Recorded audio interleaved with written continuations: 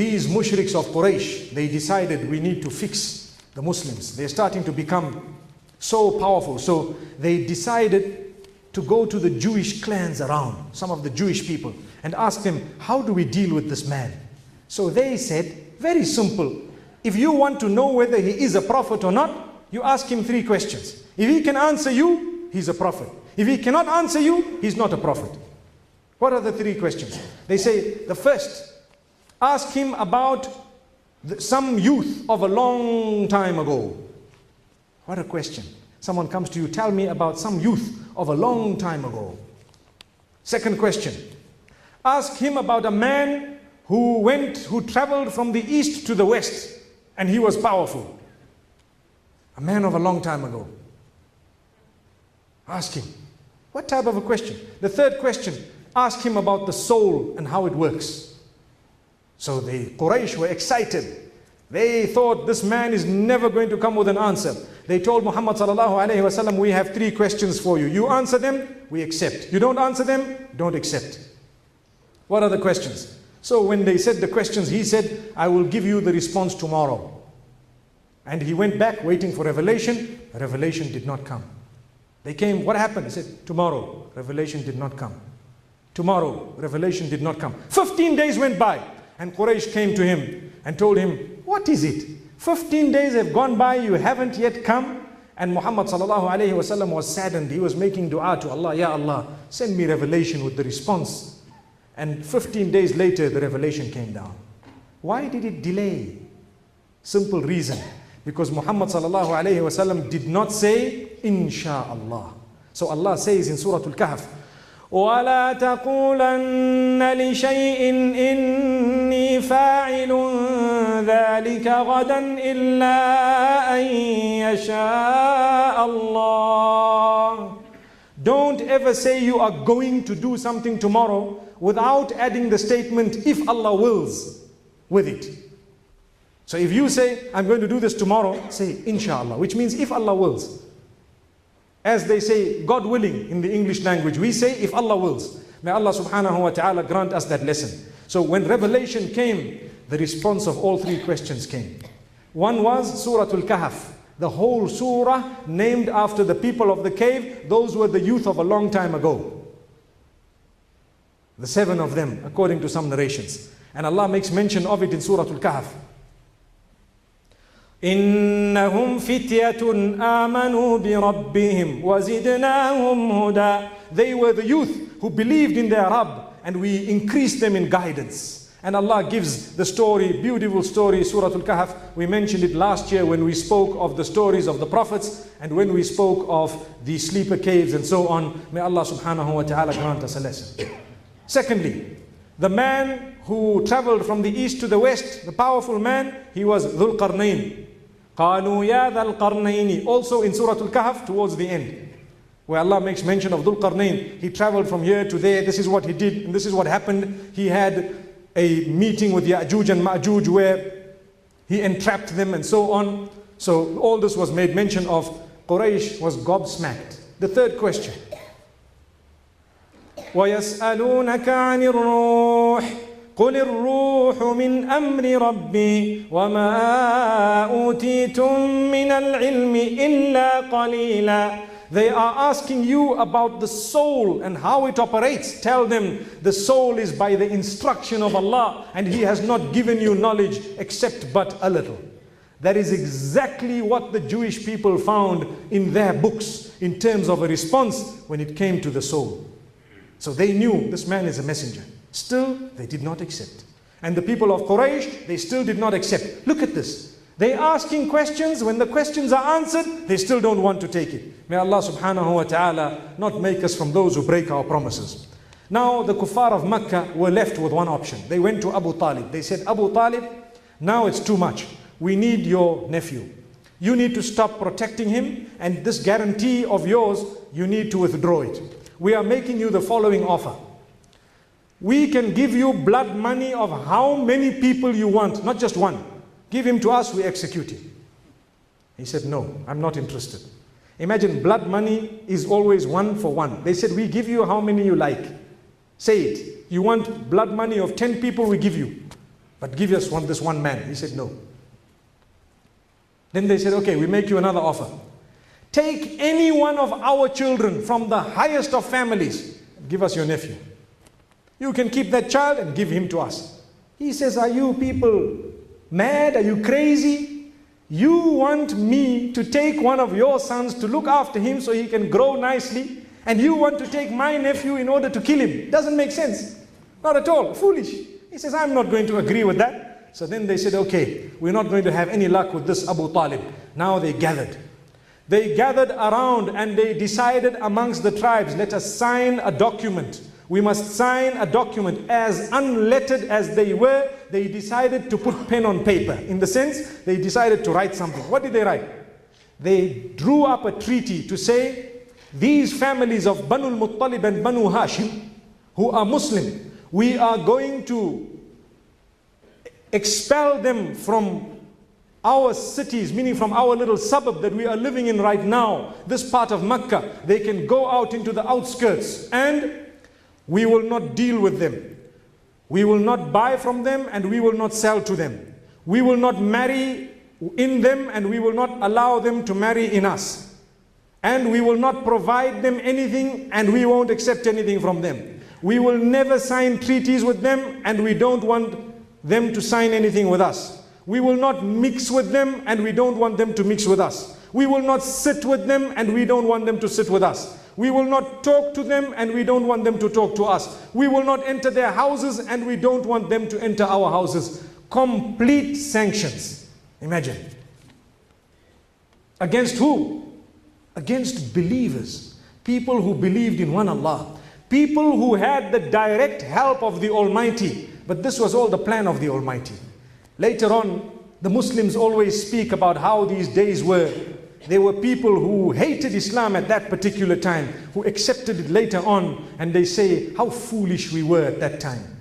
How Allah blessed us to hold us a little bit. Had Allah punished us whilst we were still in that time, we perhaps would have never ever believed. Now it's us and our offspring and children's children. May Allah grant us steadfastness. So this thing, they wrote it.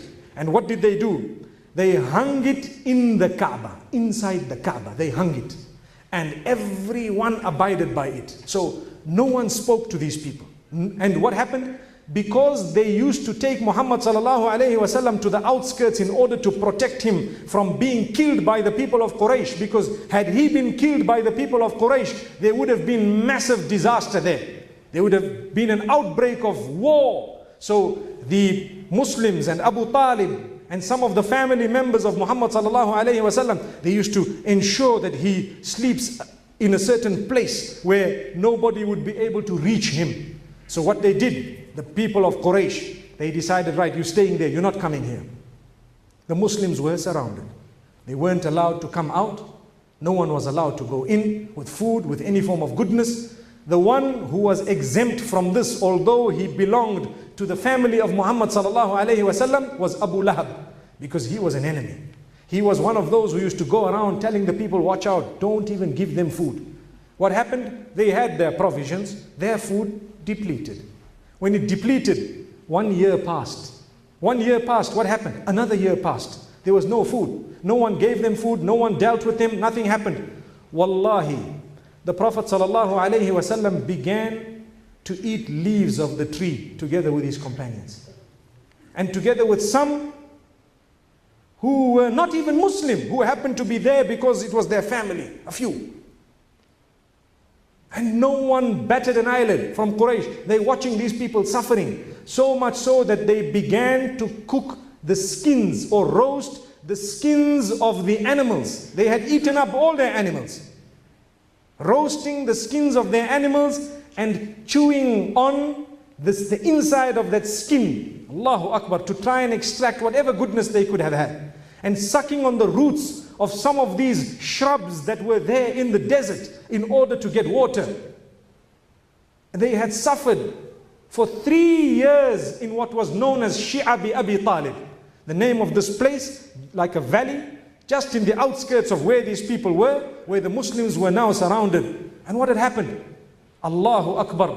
Muhammad sallallahu alayhi wasallam allowed his companions, instructed them, you can now go to Habasha, go back to Abyssinia. You can go back to Abyssinia. Inshallah, Allah will grant you a place there. Allah will grant you safety. There is a ruler there who is just. He is an African ruler who is a Christian man who is just. He will not oppress you. He will treat you well and he will welcome you and he will look after you. His name is Ashama. He is the Negus of Abyssinia, where Ethiopia is today. So it is reported that the second batch of people silently left. And this time it was more difficult to leave. From amongst them, it is reported there were 83 men. If we count Ammar ibn Yasir, 83. And if we don't count him, 82. There is a difference of opinion as to whether he went or did not go. And 18 women, they had left. And the Amir, or the person who was made their leader, was Ja'far ibn Abi Talib radiyallahu anhu. And they had gone, they arrived in Abyssinia. Meanwhile, the Muslims are suffering in this sanctioned area where they were completely surrounded. Nothing goes in, nothing comes out, no one talks to them, nothing happens. So when Ja'far ibn Abi Talib radiyallahu anhu got with his group of men and women to Najashi in Africa, this was the first place that Islam got a base besides Arabia. Before Medina, already Islam had arrived in Africa. Subhanallah. Islam had arrived in Africa first, before everywhere else. And this was just a few years in, approximately 5 years after the prophethood. 5 years after the prophethood, it already arrived in Africa.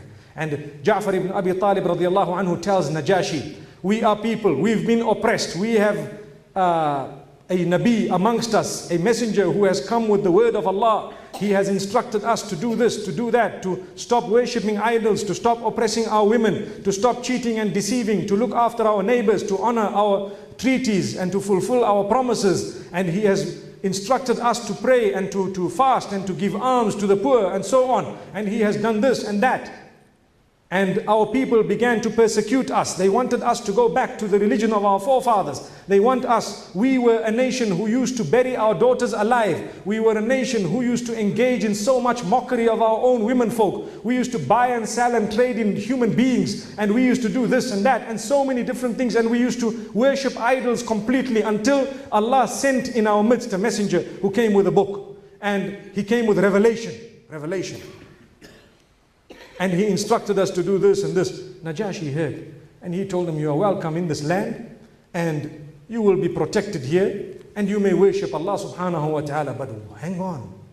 The people of Quraysh, they had already sent their men. Amr ibn al-As, he was sent with Abdullah ibn Abi Rabi'ah.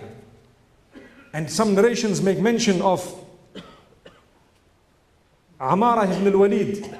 They were sent to Najashi as well. They got to Najashi. They said, wait, these people are traitors. We are here in order to get back certain young people who have ran away. And they are being sought after in Quraysh. And our people have sent us here. And we come here to trade a lot. And we need these people back because they have been swearing our gods. And they have turned away from the religion of our forefathers. And Najashi was so upset. Very angry, because they had brought him gifts. They gave him lots of gifts. They were wealthy people, Quraysh. They brought him gifts and so on.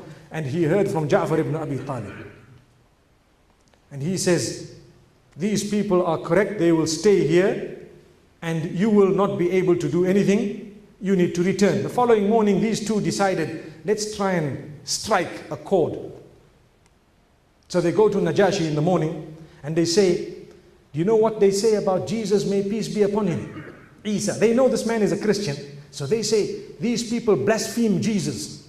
So Najashi calls Ja'far ibn Abi Talib. He says, what do you say about Jesus? He says, we say whatever Allah has instructed us. Whatever our messenger has instructed us. We say that he was the miracle of Allah subhanahu wa ta'ala granted to the Virgin Mary.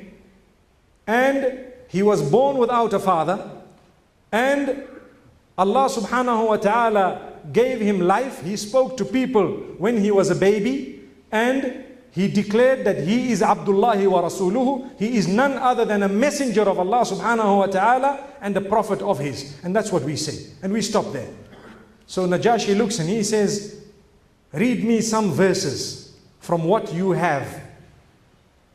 So they started reading the verses, Kaf, Ha, Ya, Ain, Sad. Allahu Akbar. ذكر رحمة ربك عبده زكريا إذ نادى ربه نداء خفيا.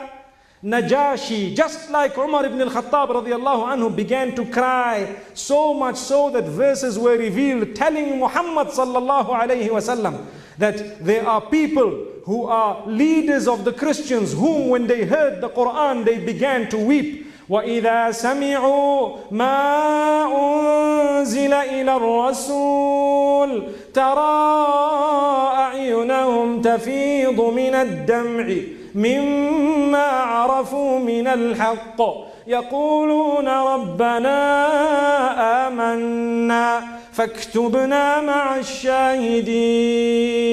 When they heard the verses of the Qur'an being read, their eyes became filled with tears. The tears began to roll down because of what they knew was the truth. And they said, "Oh our Rabb, we believe, so write us from amongst those who have borne witness." We ask Allah subhanahu wa ta'ala to grant us goodness. Inshallah, tomorrow we will go through what happened at this particular time with Ja'far ibn Abi Talib and with Amr ibn al-As radiyallahu anhu. And by the will of Allah subhanahu wa ta'ala, we will get to see the victory of the Muslims and what had happened. May Allah subhanahu wa ta'ala grant us goodness until we meet again. Wa sallallahu wa sallam wa baraka ala nabina Muhammad.